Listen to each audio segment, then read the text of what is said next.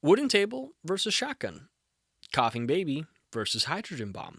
Coughing baby takes the bomb like it's lunch.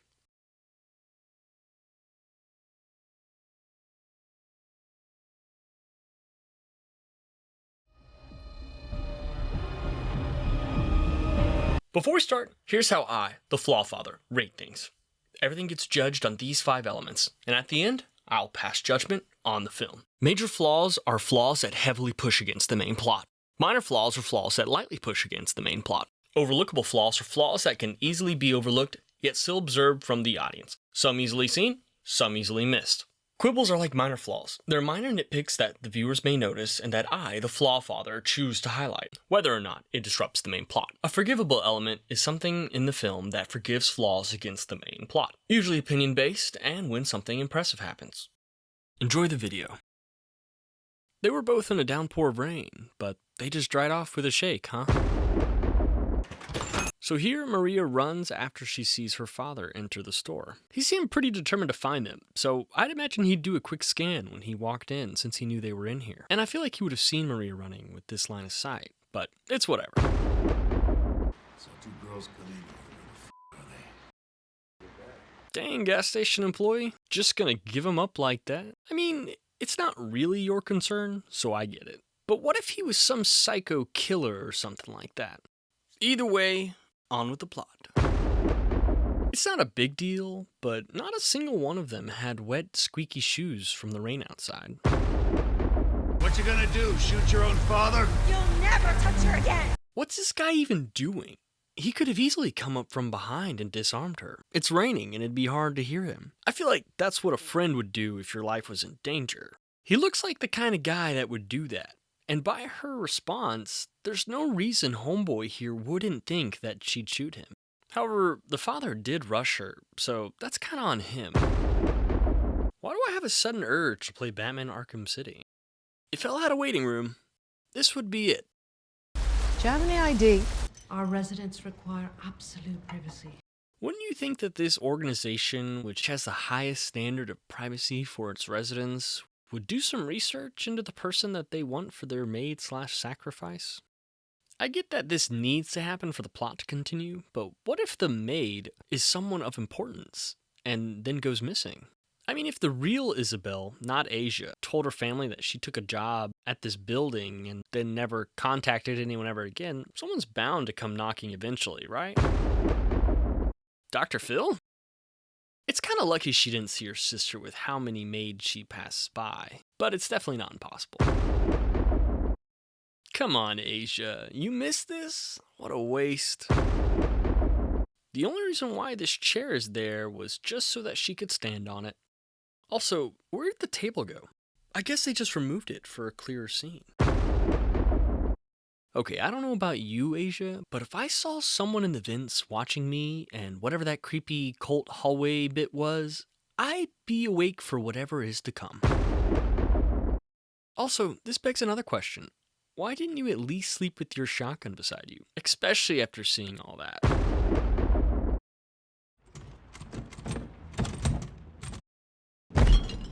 Asia, the tough as nails, hardened prison chick who's somehow a heavy sleeper, just like in prison. No, but seriously, I feel like prison would keep you very aware of what goes on around you, especially while you're asleep. Whoa, is there a writer's credit to Quentin Tarantino in here somewhere? No, but if Quentin Tarantino did write this film, he'd be playing this guy. The classic disappear at immeasurable speed and without a sound cliche. That's a lot of glass to not even get a little shard in your foot, but it's whatever. The way he hits his head here and then lands in front of the fridge is a bit of a stretch. I mean, look at the angle and how far he is. Plus, there would be a chair in the middle somewhere. That's one way to wake up from the drugs you just inhaled, but I still think that it's much worse for you than for her. It's for the effect, so I get it, but you had direct contact with the shock, which is much worse, so here's to no taste buds. Carry on, plot. I do have to say, I can respect the props being a little cheesy. Sharon's neck snaps here, and then she gets back up, ignoring the downtime of death or injury, for some reason. Listen, I get Asia is a total badass, but this is hella unrealistic. Why'd Asia just stop stabbing, let alone go behind the mattress and finish the job? She had Sharon right where she wanted her. Asia should have been hit here. A mattress isn't stopping those pellets. Why would you cut your own shoe in half? It doesn't even look like it was going to hit you. And even if it did, it's just a shoe thrown by Sharon. First up, Bob, weren't you beside the fridge? Now you're like 3 feet away from it. Also, how are you alive? This stabbing doesn't look like you're even going to be conscious. And now you decide to pull out your knife? That would have been useful to whip out at the knife fight you were just in earlier. Why did Bob grab the shotgun? It doesn't really seem important right now. Why is Maria going in the ambulance with him? This feels kinda out of practice. I would think she'd be in the way, and she doesn't need the trauma of watching her father die in front of her. Just assuming the cops didn't know about her home life. They have to rush to save his life. No way should she even be in the cab at all. She'd be in the waiting room or have to be separated if he needed surgery. The cops should have taken her home or somewhere safe. Once again, I get they're going for badass, but Aisha just gave up a knife in a fist fight. Did I hire you for advice? Did you hire him? Last we checked, you were broke. Or close to it. That's too expensive. We have to save till we get to New York. This guard sure is quick on her feet. My name is Asia Reeves, and I have come for my sister Maria. That's it. That's the whole plot. Yep, we're not working with much here. So when Asia cuts off this guy's hand and foot, why didn't it just reattach itself? Does the demon power come with a hidden cooldown in the fine print somewhere? Also, don't even get me started on how long someone stays down after being killed. It's varied a lot. Has prison taught you nothing? 10 years and you're still getting shanked in the back.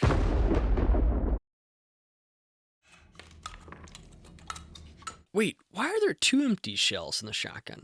She only shot once, and it holds 2. What? The film keeps changing the logic after someone dies just to make it harder on Asia. Also, since the film tells us they still feel pain, it doesn't make sense that Sharon goes from getting stabbed and screaming in shock to calm and determined, especially after Asia blows her head schmoove off. Why'd you put your hand in the blood puddle here? Clearly O negative, which is Sharon's type. Guess she'll be this way. Yo, homeboy can move. So the film takes a dip into illogical possibilities with the body, even though they're immortal. No muscles make this possible to move like this, let alone the fact that they're not immune to pain, so this has got to be highly uncomfortable. Alright, what are we doing here? This is physically impossible, as you know. It's kind of fun, but Sharon doesn't seem to have a high pain tolerance, so it's not really adding up. That said, the ice scene is really the only time the film leans into this goofy, odd logic. Truly, I don't hate it, but I'd prefer they lean into it and embrace it, or not at all. I thought you were in prison. To which you never visited, even after your father passed. What, do you think I need you? The night you abandoned me, I needed you. Holy uptight high horse. You can't blame all this on Asia. I mean, we're still just overlooking that Maria could have vouched that Asia, her sister, shot their abusive father and maybe lessened her jail time. I don't understand. How can she hear him not understanding her? She has no ears. I get Asia is worried about making a lot of noise, but it doesn't really matter. The dumbwaiter or dish elevator only leads to this room, so might as well run as fast as you can and get out of there.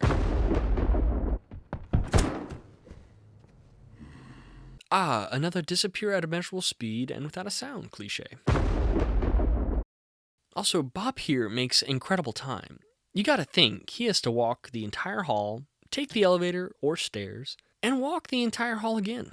Asia and Maria only have to take the dumbwaiter or dish elevator.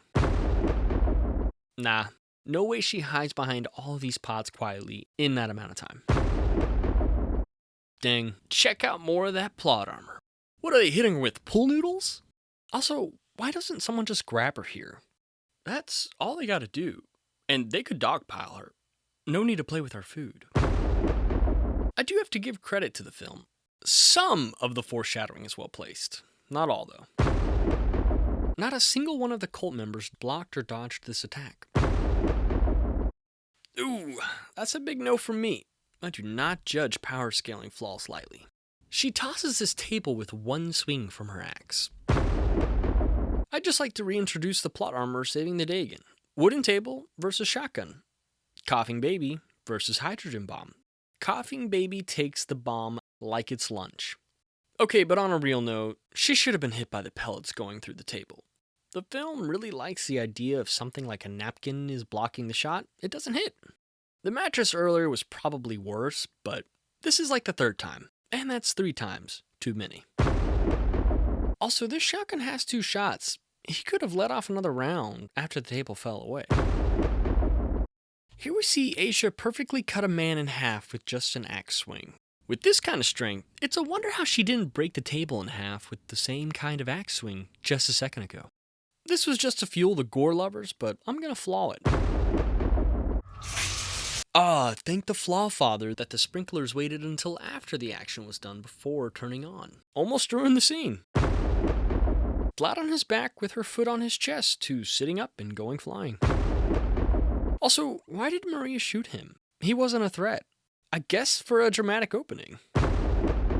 By the way, this brings up another question. Why is this shotgun the only gun in this entire building? You'd think these rich snobs would have some kind of gun laying around. Why are these two just showing up? They had all the time in the world just to get to the first floor. And they knew when Bob knew, so why weren't they right behind him? Especially since these two were checking the upstairs. We checked upstairs. Look, I shouldn't have abandoned you back then. I swear there isn't a day in the last 10 years that I don't regret that. You can't fix the past. Once again, it's more like Asia needed Maria to protect her. If Maria had explained the situation about their abusive father, I'm sure Asia would have been out a lot faster. Also, it's seen as, I abandoned you, or you left me. She just shot a man, and the cops pulled up. It's a lot harder to grab a kid and then go on the run. I get where Maria is coming from, but it feels like it's on both of them. Really, since the plot is dependent on the sisters being separated at the beginning, this jeopardizes the entirety of it. Asia's trial is the missing puzzle piece, and both would have had to say as to why it played out the way it did. If Lee was concerned that she had the wrong person, like she was at first, she could have gotten Maria to take a look and verify it was the real Isabel or not, especially since it's her sacrifice and whatnot, but then we wouldn't have made it this far, would we? A cheap fake out.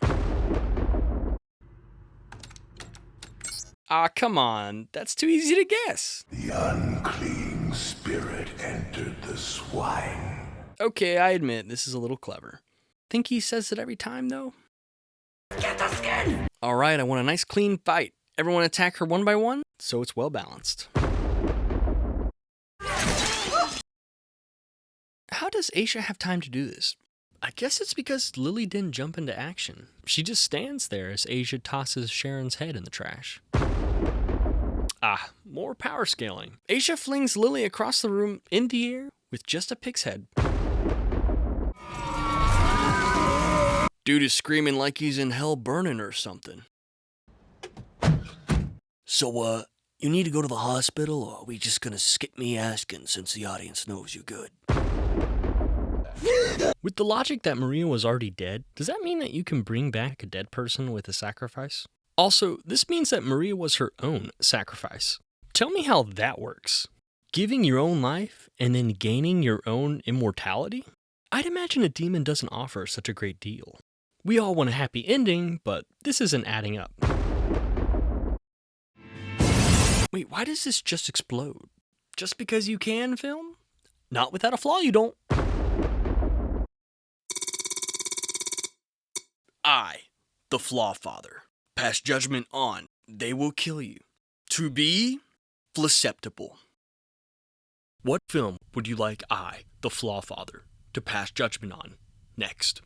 Please leave it in the comments below.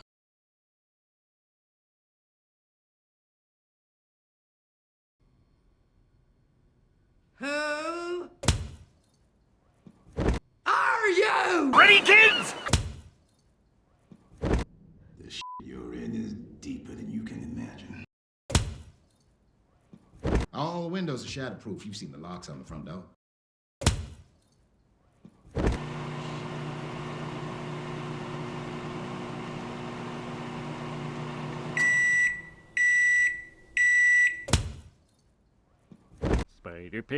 Spider Pig does whatever a Spider Pig does.